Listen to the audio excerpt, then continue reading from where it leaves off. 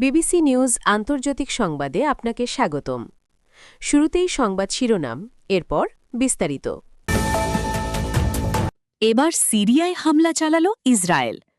রাশিয়ার প্রতিবেশী দেশ পোল্যান্ডে যাচ্ছে ৫,০০০ মার্কিন সেনা। আহমাদিনেজাদকে ক্ষমতায় বসাতেই যুদ্ধ বাধায় যুক্তরাষ্ট্র ইসরায়েল। আরও এক ঐতিহাসিক মসজিদকে মন্দির ঘোষণা করল ভারত। এতক্ষণ শুনছিলেন সংবাদ শিরোনাম, এখন বিস্তারিত।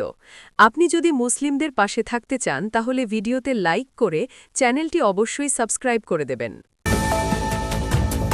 এবার সিরিয়ায় হামলা চালাল ইসরায়েল। দক্ষিণ সিরিয়ার দেরা অঞ্চলে ইসরায়েলি বাহিনী গোলাবর্ষণ চালিয়েছে বলে জানা গেছে। শুক্রবার ভোরে এ হামলার ঘটনা ঘটে। সানার প্রতিবেদনে বলা হয়, দেরার পশ্চিমাঞ্চলের ইয়ারমুক বেসিন এলাকায় মারিয়া ও আবদিন গ্রামের মাঝামাঝি কৃষিজমি ও বনাঞ্চলে গোলা নিক্ষেপ করা হয়। এ ঘটনায় তাৎক্ষণিকভাবে কোনো হতাহত বা বড় ধরনের ক্ষয়ক্ষতির খবর পাওয়া যায়নি। সাম্প্রতিক মাসগুলোতে দক্ষিণ সিরিয়ায় ইসরায়েলি সামরিক তৎপরতা বেড়েছে। প্রায় প্রতিদিনই অভিযান, বাড়িঘরে তল্লাশি, চেকপোস্ট স্থাপন এবং শিশু ও রাখালসহ সাধারণ মানুষকে আটকের অভিযোগ পাওয়া যাচ্ছে। ২০২৪ সালের ডিসেম্বরে বাশার আল আসাদ সরকারের পতনের পর ইসরায়েল ১৯৭৪ সালের বিচ্ছিন্নকরণ চুক্তি কার্যত বাতিল ঘোষণা করে এবং সীমান্তবর্তী বাফার জোনে অবস্থান নেয়। নতুন সিরীয় প্রশাসন ইসরায়েলের বিরুদ্ধে কোনো হুমকি না দিলেও আসাদ সরকারের পতনের পর থেকে সিরিয়ায় একাধিক বিমান হামলা চালিয়েছে ইসরায়েল। এসব হামলায় বেসামরিক মানুষ নিহত হওয়ার পাশাপাশি সামরিক স্থাপনা, অস্ত্র ও গোলাবারুদ লক্ষ্যবস্তু করা হয়েছে। রাশিয়ার প্রতিবেশী দেশ পোল্যান্ডে যাচ্ছে ৫,০০০ মার্কিন সেনা। রাশিয়ার পার্শ্ববর্তী দেশ পোল্যান্ডে অতিরিক্ত ৫,০০০ মার্কিন সেনা পাঠানোর ঘোষণা দিয়েছেন যুক্তরাষ্ট্রের প্রেসিডেন্ট ডোনাল্ড ট্রাম্প। সামাজিক যোগাযোগ মাধ্যম ট্রুথ সোশ্যালে ট্রাম্প বলেন, আমি আনন্দের সঙ্গে ঘোষণা করছি যে যুক্তরাষ্ট্র পোল্যান্ডে অতিরিক্ত ৫,০০০ সেনা পাঠাবে। খবর গালফ নিউজের।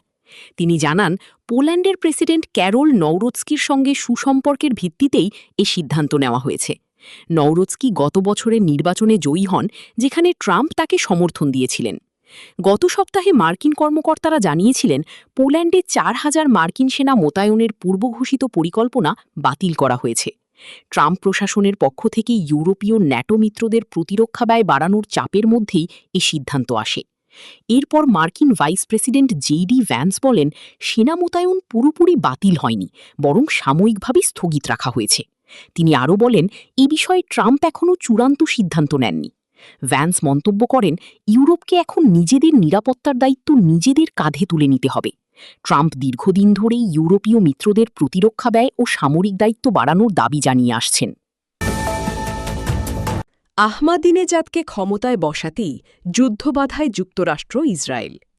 ইরানের শাসন ব্যবস্থায় পরিবর্তন এনে দেশটির সাবেক কট্টরপন্থী প্রেসিডেন্ট মাহমুদ আহমাদিনেজাদকে ক্ষমতায় বসানোর একটি সুনির্দিষ্ট ও বিস্ময়কর লক্ষ্য নিয়ে গত ফেব্রুয়ারির যুদ্ধে জড়িয়েছিল যুক্তরাষ্ট্র ও ইসরায়েল। মার্কিন কর্মকর্তাদের বরাত দিয়ে নিউ ইয়র্ক টাইমসের এক প্রতিবেদনে এ চাঞ্চল্যকর তথ্য জানানো হয়েছে। প্রতিবেদনে বলা হয়েছে, তেহরানি গৃহবন্দী দশা থেকে আহমাদিনেজাদকে মুক্ত করার জন্য ইসরায়েলি বিমান বাহিনী একটি হামলা চালিয়েছিল, যা ছিল মূলত ইরানে পুতুল সরকার বসানোর বহুস্তর বিশিষ্ট একটি গোপন পরিকল্পনার অংশ।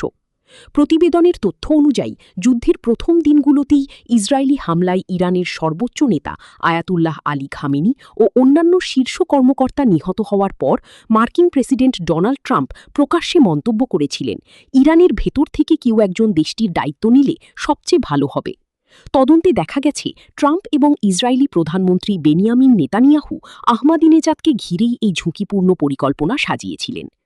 আহমাদিনেজাদকে এই পরিকল্পনায় যুক্ত করা হলেও যুদ্ধের প্রথম দিনই তেহরানে তার বাড়িতে ইসরায়েলি বিমান হামলায় তিনি আহত হলে পুরো পরিকল্পনাটি ভেস্তে যায়। আরও এক ঐতিহাসিক মসজিদকে মন্দির ঘোষণা করল ভারত। আরও এক ঐতিহাসিক মসজিদকে মন্দির ঘোষণা করেছে ভারত।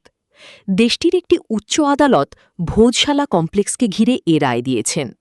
বহুদিন ধরে যৌথ ধর্মীয় গুরুত্ব বহনকারী এই স্থাপনাকে কেন্দ্র করে আদালতের সিদ্ধান্তে কামাল মৌলা মসজিদকে আনুষ্ঠানিকভাবে একটি হিন্দু মন্দির হিসেবে পুনর্বিন্যাস করা হয়েছে। সম্প্রতি আল জাজিরার এক প্রতিবেদনে এ তথ্য জানানো হয়েছে। প্রতিবেদনে বলা হয়েছে, আদালত ওই স্থানে মুসলিমদের নামাজ আদায় নিষিদ্ধ করেছে। এর মাধ্যমে শত শত বছর ধরে চলে আসা একটি ধর্মীয় প্রথার অবসান ঘটেছে। এই ঘটনাকে ঐতিহাসিক স্থাপনাগুলোকে ঘিরে ভারতে চলমান আইনি ও ধর্মীয় উত্তেজনার প্রতিফলন হিসেবে দেখা হচ্ছে। আল জাজিরার প্রতিবেদনে বলা হয়েছে, এই রায়ের ফলে স্থানীয় মুসলিম সম্প্রদায় তাদের ঐতিহ্যবাহী উপাসনাস্থলে প্রবেশাধিকার হারানোর মুখে পড়েছে। ভারতের মধ্যপ্রদেশ রাজ্যের ধার শহরে অবস্থিত কামাল মৌলা মসজিদ বহু দশক ধরে ৭৮ বছর বয়সী মোহাম্মদ রফিকের কাছে যেন দ্বিতীয় বাড়ির মতো ছিল। গত ৫০ বছর ধরে রফিক এই মসজিদের মুয়াজ্জিন হিসেবে দায়িত্ব পালন করে আসছেন।